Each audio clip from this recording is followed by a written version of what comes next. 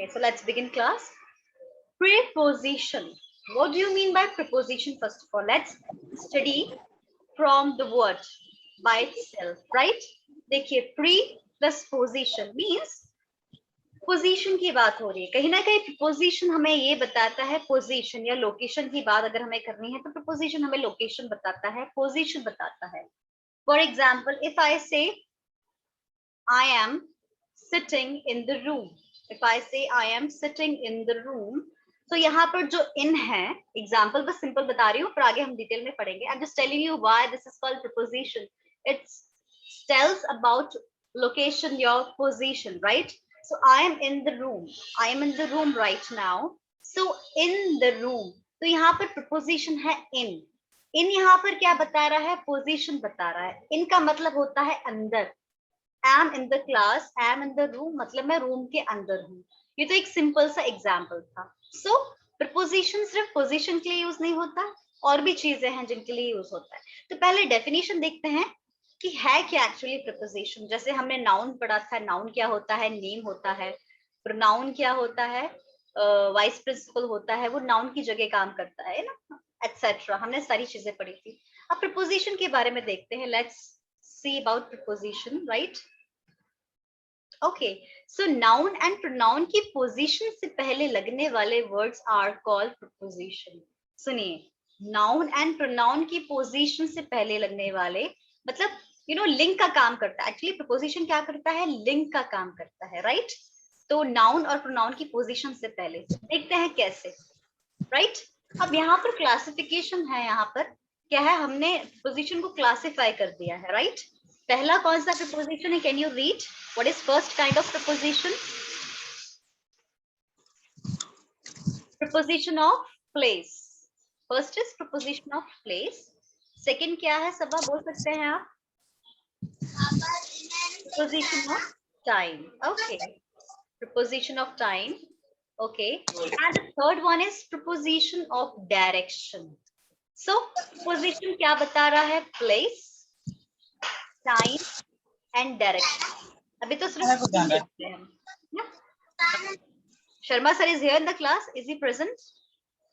Okay, okay. He is also present. Okay, okay. Acha, Manu is present in the class. Okay. Good evening, Manu. How are you? Good evening, ma'am. Good evening. Is everything all right at your home? Yes, ma'am. All right. Okay, okay, okay. So, Manu, please could you mute yourself for some minutes, just for some minutes. Okay. So, preposition of place देखते हैं. Let's see preposition of place. देखिए. अब यहाँ पर कुछ words दिए हुए हैं. एक्चुअली प्रिपोजिशन ऑफ प्लेसेस है, राइट? तो देखते हैं. पहला है एट. एट है, फिर है in, between, among, on, inside, above, over, below, under, in front, opposite, behind. है ना? अब इतने सारे वर्ड्स हैं. अब इसको हम एक एक करके समझेंगे ना, एक एक करके समझते हैं. ठीक है, कुछ नहीं है, बहुत सिंपल है. हम कैसे समझेंगे प्रिपोजिशन को? एग्जाम्पल्स के थ्रू. हम हमेशा पार्ट्स ऑफ स्पीच एग्जाम्पल के थ्रू समझते हैं, वैसे हमें जल्दी समझ में आता है. बट अगर आपको कोई वर्ड दे दे, जैसे मान लीजिए आपको किसी ने वर्ड दे दिया अंडर, तो बस आपको इतना पता होना चाहिए कि भाई अंडर वर्ड है तो वो क्या है? वो एक प्रिपोजिशन ऑफ प्लेस है. बस इतना पता होना चाहिए, है ना? ठीक है.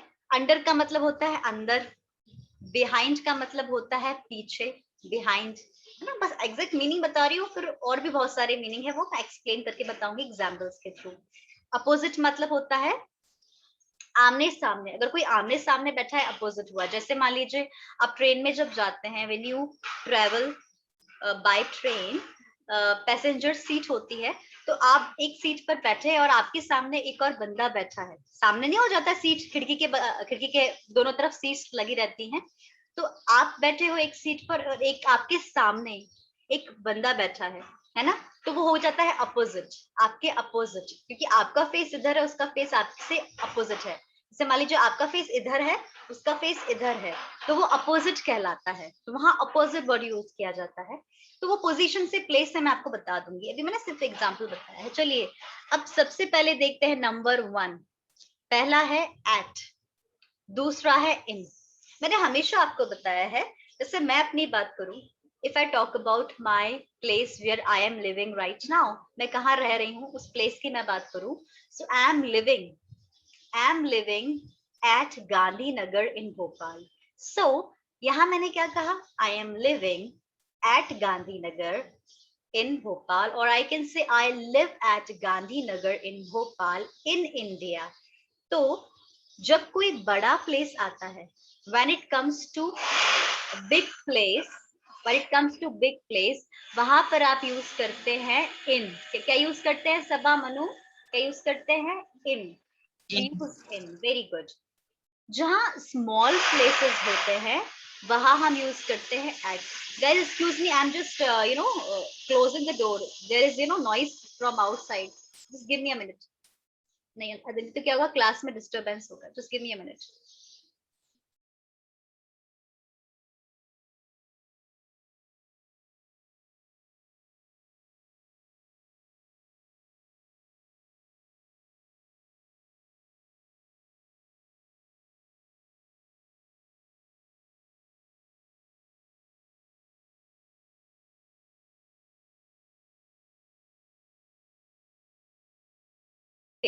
Now see, तो बड़ा प्लेस के लिए होता है इन प्रपोजिशन और छोटे प्लेस के लिए होता है एट प्रपोजिशन. जैसे यहाँ पर एक एग्जांपल देखते हैं. Let's see one example here, and the example is I live at Nehru Nagar in Bhopal in India.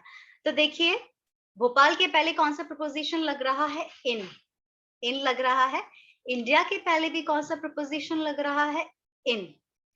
Nehru Nagar क्योंकि एक जगह का नाम है, एक मोहल्ले का नाम है, एक छोटा सा एरिया है. जिस मोहल्ले कॉलोनी एरिया में आप रहते हैं वो एक छोटा एरिया है, छोटा प्लेस है, उसके पहले एट लगता है. कई बार स्टूडेंट्स क्या करते हैं, इन लगा देते हैं. जैसे मान लीजिए I live in Nehru Nagar इन भोपाल, क्योंकि हिंदी में जब हम ट्रांसलेट करते हैं तो हमें लगता है इनका मतलब होता है मैं भोपाल में रहता हूँ, I live in Bhopal. It's okay, पर इनका मतलब मैं होता है और एट का मतलब भी मैं होता है. तो मेरा कहने का मतलब है, हमेशा हम ट्रांसलेशन करते हैं बट एक वर्ड के बहुत सारे मीनिंग हो सकते हैं. आप देख सकते हैं एट का मतलब भी मैं होता है और इनका मतलब भी मैं होता है. इसके अलावा एट के और भी मीनिंग्स हैं. मेरी बात आप समझ रहे हैं? एक वर्ड के बहुत सारे मीनिंग्स हो सकते हैं, but when it comes to location or position, वहां पर एट का मतलब भी मैं होता है और इनका मतलब भी मैं होता है. So I live at Nehru Nagar in Bhopal in India. Similarly देखते हैं आप, at my school. कोई स्कूल, जो स्कूल की बात कर रही हूँ, तो स्कूल एक छोटा एरिया है, छोटी जगह है, इसलिए वहां क्या यूज हो रहा है? At my school. जैसे मैंने कहा there is annual function at my school. जैसे मैंने कहा there is annual function at my school. तो एट माई स्कूल क्यों बोला? क्योंकि स्कूल एक छोटा सा एरिया है, छोटी सी जगह है ना, पर्टिकुलर एरिया है. इसके अलावा किसी पर्टिकुलर जगह का अगर हमें बताना हो, पर्टिकुलर पॉइंट का बताना हो, तो भी एट यूज करते हैं. जैसे at the market, at the bank, at a bus stop, at a park, right? The park, bus stop, bus stand, bank, market, school, ये सब छोटे एरिया में आते हैं. तो यहाँ पर क्या लग रहा है? पोजीशन एट लग रहा है, राइट? और किसी पर्टिकुलराइज करने के लिए, पर्टिकुलर पोजीशन के लिए भी हम एट यूज कर सकते हैं. अब यहाँ पर देखिए, यहाँ देखिए, our institute is at MP Nagar Zone 2 in Bhopal. You know, we have our institute, our own institute, which is called Paramount Institute, which is at MP Nagar Zone 2 in Bhopal. तो Paramount Institute Bhopal में है, जैसा आपको पता है, but Bhopal में किस area में? एरिया का नाम है MP नगर Zone 2. क्योंकि MP नगर Zone 2 एक छोटा एरिया है, इसलिए उसके पहले क्या लगेगा? एट. क्या लग रहा है सबा? एट, है ना, इसलिए यहाँ एट लग रहा है. Could you tell me about where do you live? Right, I'm telling you, I live at Gandhinagar in Bhopal in India. Sabha, you tell me the same sentence. I live at Bhimnagar mm-hmm. in Basva Kalyan. Basva Kalyan, right? Okay, Manu, you tell me. Manu, you tell me, please. I live at New Palme Vihar in Gurugram. Very nice. In India, right? Sanjita, are you comfortable? Would you like to speak? Yes, ma'am. Please. Thank you. Carry I on. live at Sherpur in Kolkata. Very nice. Very good. है ना? This is how you will make sentence, right? तो next time जब आप इस तरह के sentence बनाएंगे तो आप एच यूज करेंगे सही जगह पर, इन यूज नहीं करेंगे छोटी जगह या मोहल्ले पर, राइट?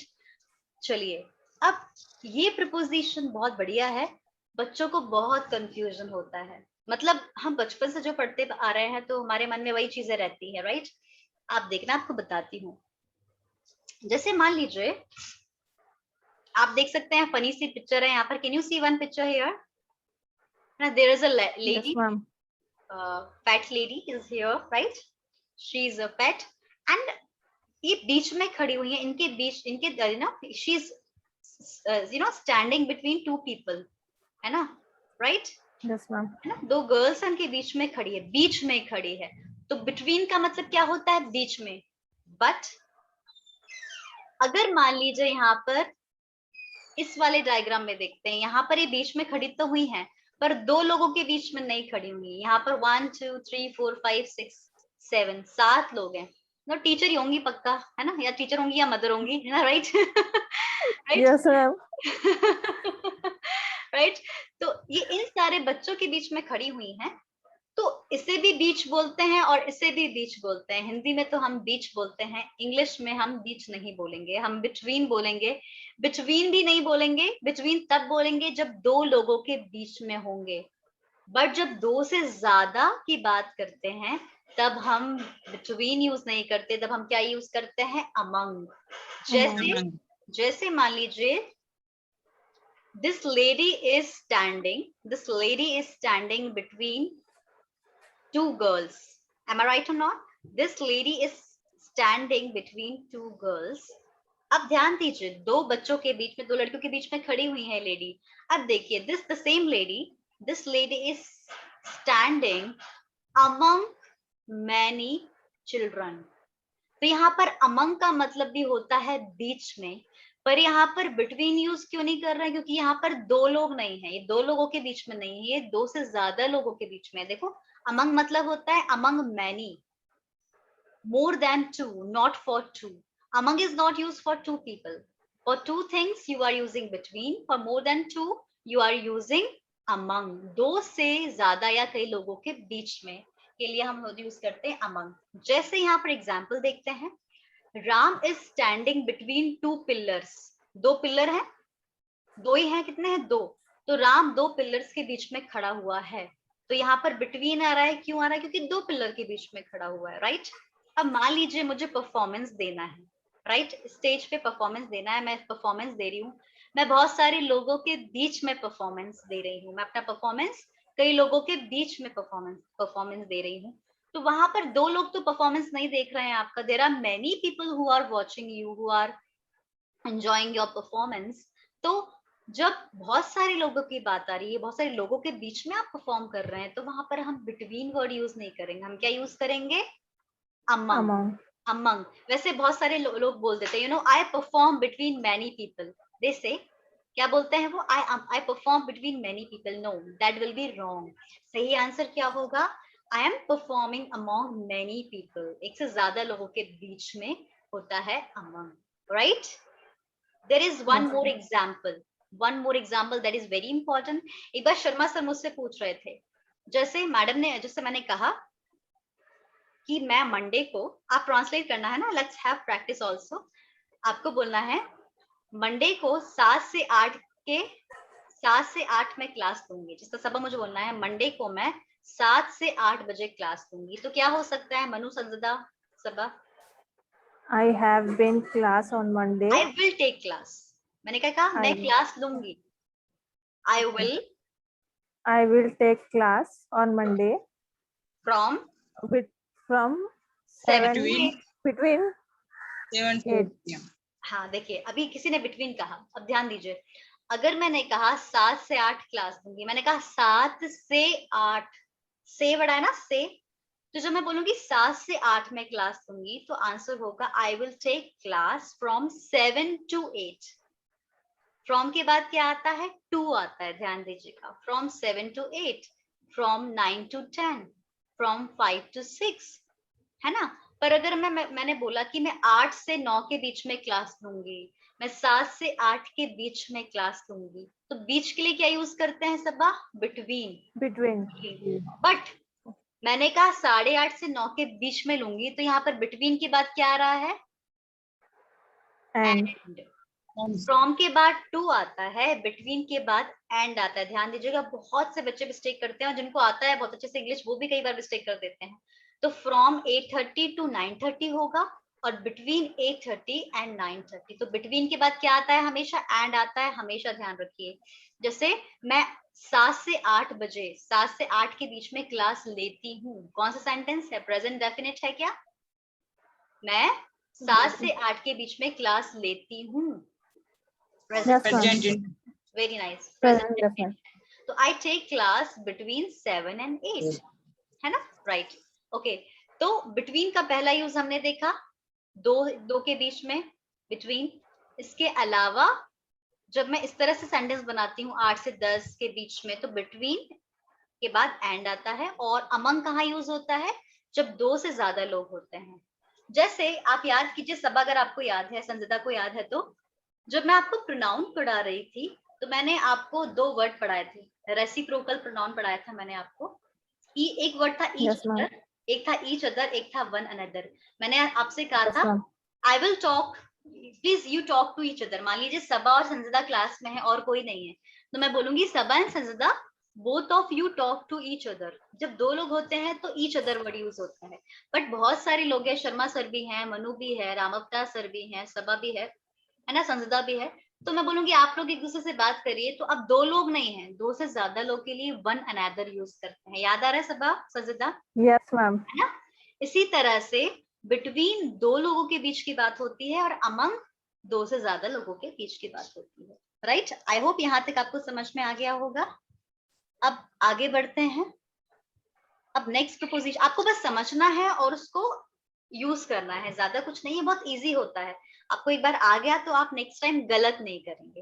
प्रिपोजिशन इसलिए पढ़ा जाता है कि आप जब नेक्स्ट टाइम स्पीक करें इंग्लिश में, तो आपका वर्ड सही आए, गलत ना आए। राइट। अब आ रहा है इन एंड इनसाइड। पहली बात, इन एंड इनसाइड का मतलब क्या होता है? अंदर। दोनों का मतलब क्या होता है सबा? अंदर, Under. है ना। To be in any close place from all side. जब हम अंदर की बात करते हैं, इसका मतलब इन और इनसाइड तभी यूज होता है जब कोई चीज किसी के अंदर हो, चारों तरफ से कवर हो। जैसे आप यहाँ पर देख सकते हैं जार, इस जार में कुछ कैंडीज रखी हैं, चॉकलेट्स रखी हैं, कैंडीज हैं। तो ये जार चारों तरफ से बंद है, कहीं से भी ओपन नहीं है। To be in any close place from all side, मतलब चारों तरफ से जब कोई चीज बंद होती है, अंदर होती है, तभी हम इन और इनसाइड यूज करते हैं। अगर ओपन हो गई है तो that will not be used, right. तो चारों तरफ से बंद है कोई चीज। जैसे चॉकलेट का बॉक्स है, चॉकलेट का बॉक्स, एक बॉक्स, उसके अंदर बहुत सारी चॉकलेट्स भरी हुई हैं। तो chocolate is inside the bottle, chocolate is inside the jar. You can see there are some candies. Candies are in the jar. Candies are inside the jar. Right? इसके अंदर हैं, ठीक है। She is sitting inside the classroom in the classroom. क्यों मैंने कहा in the classroom? ये वैसे हमें बचपन से आता है। In the classroom इसलिए क्योंकि क्लासरूम में वॉल्स लगी हुई हैं। आप ना बाहर क्लास में अटेंड नहीं कर रहे हो, आप क्लास के अंदर हो, right. You are in the class. Class की बाउंड्री है, दीवार है चारों तरफ, और एक दरवाजा भी, आप उसको लॉक कर सकते हो, बंद कर सकते हो। ऊपर से ना बारिश नहीं हो रही, बारिश का पानी नहीं टपक रहा है ना, वो अलग बात है।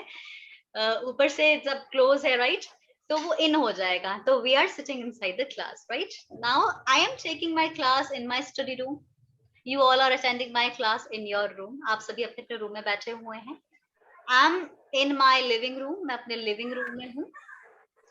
The candies are in the jar. Candies are in the jar. ठीक है, सिंपल है, इसमें कुछ समझने लायक नहीं था। इनसाइड मतलब होता है के अंदर, ठीक है। नेक्स्ट देखते हैं प्रीपोजिशन। इस वाले लेसन को, ये जो प्रीपोजिशन का लेसन है, इसकी जो रिकॉर्डिंग है, ये आप जरूर कल दोबारा देख लेना। एक दो बार देखोगे तो अपने आप याद हो जाएगा, ठीक है। Yes, ma'am. अब ध्यान दीजिए, आप देख सकते हैं यहाँ पर पिक्चर देख सकते हैं।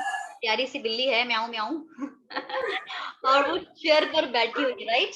Okay, Yes, ma'am. तो एक बात मैं आपको बताती हूँ, पता एक्चुअली, चलिए जैसे मान लीजिए ये मेरे हाथ में मोबाइल है, ये I have mobile in my hand, है ना? और ये देखिए मेरे पास ये रिंग है, I have ring in my hand. ये रिंग मैंने इसके ऊपर रख दी, I have placed this ring on the mobile. तो ऑन का मतलब क्या होता है? देखिए सरफेस है, ये मोबाइल का सरफेस है, मोबाइल का सरफेस और मेरी जो रिंग है, मेरी मोबाइल का सरफेस और जो रिंग है उसका सरफेस दोनों टच हो रहा है। तो जब आपकी बॉडी का सरफेस या किसी चीज का सरफेस और जिस चीज पर वो रखी हुई है उसका सरफेस कांटेक्ट में होता है, स्पर्श में होता है, लिखा है ना, किसी सतह को स्पर्श करते हुए, तो आपकी बॉडी या कोई ऑब्जेक्ट जब किसी प्लेन सरफेस या सरफेस पे कांटेक्ट में होता है, स्पर्श में होता है, तब आप यूज करते हैं on, touching any surface, right? So the camera is on my palm. palm मतलब इसको कहते हैं palm, ये जो आपकी हथेली होती है, this is called your palm. इस वाले पार्ट को क्या बोलते हैं? palm. तो मैंने कैमरा अपने हथेली पे रखा हुआ है, so the camera is on my palm. तो कैमरे का सरफेस और मेरा पाम, ये जो हथेली का सरफेस, जो दोनों कांटेक्ट में आ गए हैं, that is I am using on. देखिए ये आपको सब आता है, बट आपको इसका रीजन नहीं पता है कि ऑन कहाँ यूज होता है। अब आपने कभी सोचा होगा कि सरफेस की बात करते हैं तो ऑन की बात करते हैं, है ना? तो ये थोड़ा सा पॉइंट है जो जब आपको समझ में नहीं आएगा तब ये जो टेक्निक है आपको याद आएंगी। अगर कोई चीज सरफेस है तो वहां पर ऑन यूज होता है, right? Next, a book is on the table. Obviously table का सरफेस और बुक का सरफेस कॉन्टेक्ट में है, राइट? अच्छा, next, I am standing on the floor. भाई सरफेस है, उस पर मैं रखी हुई हूँ, तो मेरा पैर और जमीन का सरफेस कांटेक्ट में है। I am standing on the floor, right? I am on the floor, I am on first floor, right? The cat is sitting on the bench. Obviously, this cat is sitting on the bench, right? She's enjoying weather, I think. Okay. On. On बहुत easy था। सबसे important preposition समझने का है over. बच्चों को over confusion होता है कि मैडम ओवर कहाँ यूज करें, ओवर कहाँ यूज होता है ना? देखिए क्या लिखा है इसके बारे में पढ़ते हैं पहले। In or to a position higher than but not touching, मतलब जैसे मान लीजिए, फिर से बताती हूँ, ये मेरे हाथ में मोबाइल है और मैंने इसके ऊपर रिंग रखी थी, तो रिंग और मोबाइल का सरफेस टच था। पर मान लीजिए मैंने मोबाइल के ऊपर से रिंग फेंकी, ये मोबाइल लिया मैंने और ऐसे रिंग मैंने इसके ऊपर से फेंक दी। तो जब मैंने रिंग इस मोबाइल के ऊपर से फेंकी तो क्या हुआ, जो रिंग है वो मोबाइल के ऊपर से गया, पर उस रिंग का जो सरफेस है उसने मोबाइल के सरफेस को टच नहीं किया है। मतलब बिना टच किए जब आप किसी चीज के ऊपर से निकलते हो, क्या लिखा है? In or to a position higher than but not touching, ऊपर सतह को स्पर्श ना करते हुए, आप उसको टच नहीं कर रहे हो बट उसके ऊपर से होते हुए निकल जा रहे हो, उसको पार करके निकल जा रहे हो उसके ऊपर से, तो उसके लिए यूज करते हैं ओवर। जैसे इस पर्सन को देखिए बड़ी जल्दी में है, हो सकता है ऑफिस के लिए लेट हो रहा होगा, तो शॉर्टकट के लिए यहाँ से कूद के जा रहा है, राइट ना? ही इज जंपिंग, तो he is jumping on the wall की ओवर द वॉल, क्या होना चाहिए? ओवर द वॉल, क्योंकि इसको टच नहीं हो रहा, इसका जो बॉडी का सरफेस है और इसका सरफेस टच नहीं है, इसलिए यहाँ पर यूज करेंगे ओवर। तो ये ओवर और ऑन में डिफरेंस है, हमेशा याद रखिएगा। जैसे there was a lamp hanging over the table, आपने देखे कहीं रेस्टोरेंट्स वगैरह में आप जाएंगे तो वो बड़े अच्छे से सजाने के लिए, डेकोरेशन के लिए जो टेबल होती है, डाइनिंग टेबल जहां हम खाना खाएंगे, उसके ऊपर बड़े प्यारे प्यारे सुंदर से लैम्प्स लगे होते हैं, हैंगिंग लैम्प्स। तो वो जो लैम्प है वो टेबल के नीचे है, मतलब जो लैम्प है वो टेबल के ऊपर है ऊपर, पर उसको टच नहीं कर रहा है। जैसे मान लीजिए मैं रूम में हूँ, I am sitting in the room, और मेरे यहाँ पर देख रहे हैं फैन है, ये फैन घूम रहा है ऊपर, राइट? तो फैन इज ओवर मी, मैं बोल सकती हूँ फैन इज ओवर मी, मेरे ऊपर ही तो है, मेरे ऊपर है फैन, भले सर के ऊपर नहीं है पर टच नहीं कर रहा है भले, पर है तो ऊपर ना, तो उस ऊपर को हम क्या कहेंगे, ओवर, राइट। अब आपको समझ में आ गया होगा। नेक्स्ट देखते हैं। पहला तो क्या था, सतह को स्पर्श करते ना करते हुए। From one side of something to another, to other, across something, है ना। जब आप एक छोर से दूसरे छोर की तरफ बात करते हैं, कोई चीज एक छोर से लेकर दूसरे छोर पर है, तो भी आप ओवर यूज करते हैं। जैसे नदी, नदी के ऊपर ब्रिज बना होता है, तो नदी का पहला छोर और नदी का दूसरा छोर, तो नदी के ऊपर ब्रिज बना हुआ है, पहले छोर से दूसरे छोर पे बना हुआ है। तो एक साइड से दूसरे साइड जब कोई चीज जाती है या कोई चीज होती है, तो उसमें क्या यूज करते हैं, Over. Over, bridge over the river. आप ये नहीं बोलेंगे there is a bridge on the river. बहुत से लोग बोलते हैं there is a bridge on this river. No, not on this river, there is a bridge over this river, right. Over क्यों होगा, ऑन क्यों नहीं होगा, इसका कॉन्सेप्ट आपको क्लियर हो जाना चाहिए कि ओवर क्यों है, क्योंकि भाई नदी का पानी और ब्रिज का पानी मिक्स नहीं हुआ है, टच नहीं कर रहा है, उसके ऊपर से है, एक तरफ से दूसरी तरफ है। So a bridge over the river, right. Okay, next, under. Under का मतलब नीचे होता है ना। कैसे, ऊपर से ढका हुआ, मतलब आप देख सकते हैं दोनों पर्सन है ना, they must be playing hide and seek, छुपन छुपाई खेल रहे होंगे। छुपन छुपाई को इंग्लिश में क्या बोलते हैं, hide Hide and and seek. Seek, hide and seek, right. So they must be waiting for their turn, right. तो अंडर, अंडर का भी यूज करते हैं। अंडर का मतलब होता है नीचे, अंडर का मतलब होता है नीचे, है ना। जैसे ये टेबल के नीचे है, मतलब कवर है, आप देख सकते हैं ये कवर है, ये दोनों जहां बैठे हैं उनके ऊपर कुछ है, इससे इनकी बॉडी से कवर है पूरी, right. So below the surface of something covered by something, मतलब कुछ ना कुछ कवर होना चाहिए ऊपर से, कुछ होना चाहिए। जैसे I am sitting under a tree. क्यों अंडर अ ट्री, क्योंकि ट्री, जो ट्री होता है ना, उसका अपना एक पूरा वो होता है, क्या बोलते हैं, स्ट्रक्चर, कैनोपी बोलते हैं। मतलब जो पेड़, जो ट्री के जो पत्ते होते हैं चारों तरफ से ऐसे घूमे हुए रहते हैं, आप उसके बिल्कुल नीचे हो। मतलब जब आप खड़े रहते हो, जैसे मान लीजिए आप नीम के पेड़ के नीचे खड़े हो या किसी ट्री के नीचे खड़े हो, राइट, तो ऊपर से वो पत्ते वगैरह आपको कवर कर रहे हैं, राइट। तो आप किसी चीज के नीचे खड़े हो और वो ऊपर आपसे कोई चीज कवर है, वो कवर में आ गया है, राइट। कवर है आप उसके, you are covered by that canopy, right, that is called canopy. जो पेड़ पौधों का जो स्ट्रक्चर होता है ऊपर से, उसको कैनोपी बोलते हैं इंग्लिश में, right. So I am sitting under a tree. Next यहाँ पर देखिए, अंडर कहाँ यूज होता है, लेस देन। अंडर का दूसरा मीनिंग क्या होता है, लेस देन। मैंने आपको बताया कि एक वर्ड के बहुत सारे मीनिंग होते हैं, राइट। तो यहाँ पर अंडर का पहला मीनिंग है below the surface of something covered by something. जैसा कि आप इस पिक्चर में देख रहे हैं, अंडर बिल्कुल समझ में आ रहा है। These two people are sitting under the table, very nice. 10 minute बाद मैं आपसे टेस्ट लूंगी, छोटा सा, मतलब कुछ नहीं होगा, ऐसा घबराने वाली कोई बात नहीं है, रिवीजन करेंगे हम, मतलब टेस्ट मतलब प्रीपोजिशन का रिवीजन करेंगे। मैं आपको फिल इन द ब्लैंक्स दूंगी और आपको आंसर बताना है। मैं ऑप्शंस भी दूंगी आपको, I will give you only 2 options, right, don't worry. बस 2 ऑप्शन रहेंगे, सही होगा तो सही, नहीं होगा तो नहीं, राइट। नेक्स्ट है लेस देन। लेस देन का मतलब होता है कम।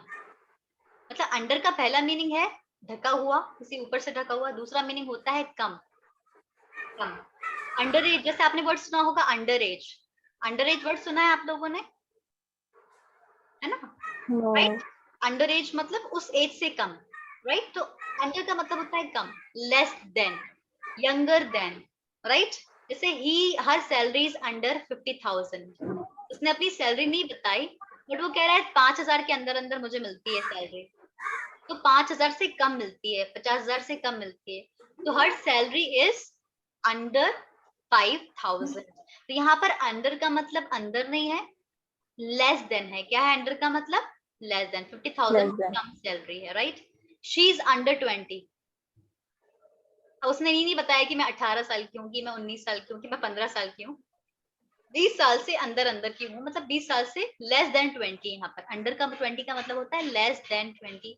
शी इज अंडर 20 मतलब she is less than 20। If I say I am under 30, I am under 20, तो 20 से कम या 30 से कम। अब आप लोग अंदाजा लगा लीजिए कितना होगा या पूछ लीजिए, राइट।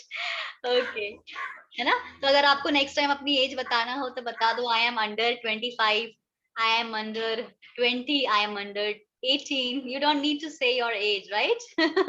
Next time जब कोई पूछेगा आपसे तो ladies generally they don't tell about their age. Okay, चलिए, तो ये था under. Nice point. Next है preposition above. देखिए क्या होता है, कई बार हमें ओवर और अबव दोनों एक जैसे लगते हैं, लगता है ना? ओवर और अबव कई बार हमें एक जैसे लगते हैं, कई बार लगता है कि ओवर और अबव तो कुछ मिलता जुलता लग रहा है, पर देखिए कैसे अलग है. कंफ्यूज नहीं होना है, ये क्लास जरूर अटेंड करना आप दोबारा. देखिए अबव का मतलब क्या बताया, एट और टू अ हायर प्लेस और पोजीशन देन समथिंग समबडी. ध्यान दीजिए, एट और टू अ हायर प्लेस और पोजीशन देन समथिंग और समबडी. किसी चीज के ऊपर, किसी चीज के ऊपर की बात आ रही है. देखो जैसे मैंने आपको बताया ओवर, ओवर मतलब क्या बताया था, कोई किसी चीज के ऊपर से होते हुए गुजर रही है, राइट, है ना? ठीक है. बट जब कोई दो चीजें हैं, हमने दो चीजें यहाँ पर रखी हुई हैं, जैसे आप इस डायग्राम को देखिए, सबसे बेस्ट है आप इस डायग्राम को देखिए. यहाँ पर ये लड़का है, शायद एक लड़की है, इसकी चोटी नजर आ रही है ना, तो इसको लेने आया है, चलो चलते हैं घूमने, है ना? Right, let's go for outing. So she's sitting here and he's standing here. तो ये जो लड़की है कहाँ पर है? Above. She's above. क्यों यहाँ पर above यूज हो रहा है? क्योंकि इस लड़के, ये लड़का नीचे है, इस लड़के के ऊपर यहाँ पर बैठी हुई है. तो जब हम पोजीशन देन समथिंग, जब हम दो लोगों की पोजीशन की बात कर रहे हैं, दो चीजों की पोजीशन की बात कर रहे हैं, कंपैरिजन कर रहे हैं, कहाँ कौन ऊपर बैठा है कौन नीचे बैठा है, तब हम अबव की बात करते हैं. देखिए कैसे, the water came above our knees. Knees मतलब होता है घुटना, नीज मतलब क्या होता है? घुटना. तो मुझे बोलना है क्या है, वहां पर खूब सारा पानी है, अभी बारिश का मौसम है, पानी भर गया है मान लीजिए, राइट? तो पानी क्या हुआ, पानी मेरे घुटने घुटने के ऊपर आ गया है. इतना ज्यादा पानी है यहाँ पर कि मेरे घुटने के ऊपर पानी आ गया है. मैंने बोला मेरे घुटने के ऊपर, तो क्या हो रहा है, मैं पोजीशन की बात कर रही हूँ, मेरे घुटने से ऊपर. मैं ऊपर नहीं, मैं ऊपर नहीं बोल रही हूँ. मैं ऊपर मतलब ओवर भी हो सकता है, ऑन भी हो सकता है. मैं बोल रही हूँ घुटने से ऊपर. तो मेरा घुटने, मैं अपने घुटने की बात कर रही हूँ, किसी चीज की बात कर रही हूँ, किसी चीज से ऊपर, है ना? किसी चीज से ऊपर कुछ चीज ले रही हूँ, right? So the water came above our knee. ठीक है, तो यहाँ अबव क्या हो गया, हायर. जब हायर पोजीशन की बात आती है, हायर पोजीशन की बात आती है, वहां का यूज होता है अबव प्रीपोजिशन यूज होता है, राइट? और देखते हैं, एग्जाम्पल से क्लियर होगा.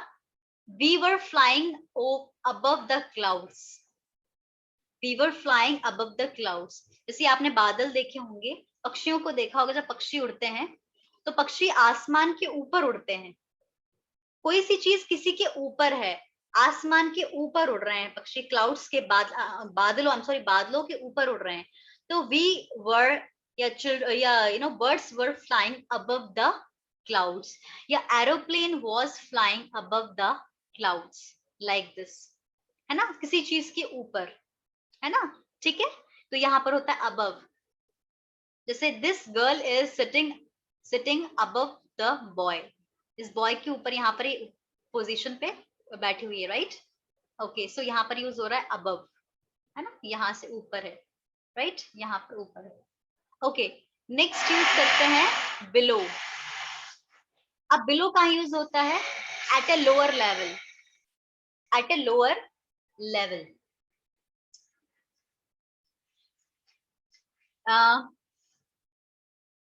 जैसे मैंने कहा, here in my room, the room temperature is above 30 degree centigrade. मैंने क्या कहा? Here the room temperature is above 30 degree centigrade. मैंने कहा above 30 degree centigrade. 30 degree centigrade के ऊपर. तो मुझे कोई चीज चाहिए जिसके ऊपर की बात, मैं पोजीशन की बात कर रही हूँ, किसी हायर प्लेस की बात कर रही हूँ. तो 30 डिग्री से ऊपर टेम्परेचर है यहाँ पर. There is summer and the temperature is above 30 degree centigrade. इसी तरह से below यूज होता है. The temperature is below 10 degree centigrade. यहाँ का टेम्परेचर कितना है? 10 डिग्री से कम है. तो कोई चीज किसी से ज्यादा होती है तो above यूज होता है. जब कोई चीज किसी से कम होती है तो below यूज होता है. Below 20 degree centigrade, below 10 degree centigrade मतलब 10 डिग्री सेंटीग्रेड से कम. 10 डिग्री सेंटीग्रेड से ज्यादा, above 10 डिग्री सेंटीग्रेड. लाइक ये सबसे सिंपल एग्जांपल है जिससे आप रिलेट कर सकते हैं, राइट? और देखते हैं, वही बात है, ये अबव है, ये हायर, ये अबव है, ये बिलो है, राइट? और देखते हैं, जैसे होता है ना एल्टीट्यूड, बिलो द एल्टीट्यूड, है ना, से बोलते हैं ना, समुद्र तल से नीचे, समुद्र तल के ऊपर, हमने हिंदी में पढ़ा होगा, अबव दैट, बिलो दैट, है ना? नेक्स्ट देखते हैं, एट और टू अ लोअर पोजीशन. वहां क्या था अबव में? एट और to a higher position. Below में क्या है? एट और टू अ लोअर पोजीशन, है ना, बिलो समथिंग, राइट? ओके, देखते हैं. He dived below the surface of water. मतलब ये पानी का सरफेस है, पानी के सरफेस के नीचे, किसी पर्टिकुलर लेवल के नीचे हो गया तो बिलो, और ऊपर हो गया तो अबव. तो ही डाइव्ड, डाइव का मतलब होता है गोते खाना. जब आप स्विमिंग पूल में देखा होगा आपने, वहां सेक्शन होता है, वहां से आप ऊपर से कूदते हो, राइट? तो नदी में छलांग लगाने को बोलते हैं डाइव, DIVE, गोते खाना या कूदना, नदी पानी में. तो he dived below the surface of water, water के सरफेस के नीचे उसने छलांग मारी, वो कूद गया, राइट? तो below the surface of water, तो यहाँ पर सरफेस के नीचे, पानी के सरफेस के नीचे, राइट? और देखते हैं, please do not right below the line. कहते हैं ना, please do not right below the line. इस लाइन के नीचे, यहाँ पर एक लाइन बनी है, इस लाइन के नीचे आपको नहीं लिखना है, इस लाइन के नीचे नहीं लिखना है. तो जब बिलो और अबव की बात होती है तो आपको कोई ना कोई चीज मिलेगी, कोई ना कोई सरफेस मिलेगा. इस सरफेस